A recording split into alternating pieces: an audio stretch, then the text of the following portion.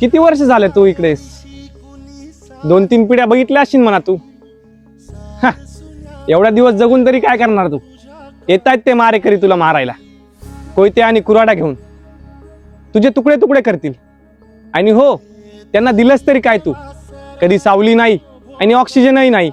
अरे कोरोनाच्या काळात जो ऑक्सिजन लोकांना दिलाय ना, तो सुद्धा त्या मारेकऱ्यांनीच बनवलाय, तू नाही.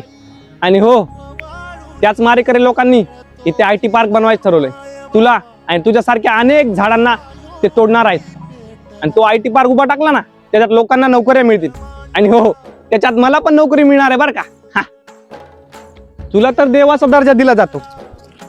बघ ना, मी एका ठिकाणी ऐकलंय, कुंभमेळ्यासाठी खूप मोठी वृक्ष तोड होणार आहे म्हणे. आणि वृक्ष तोड करणार कोण?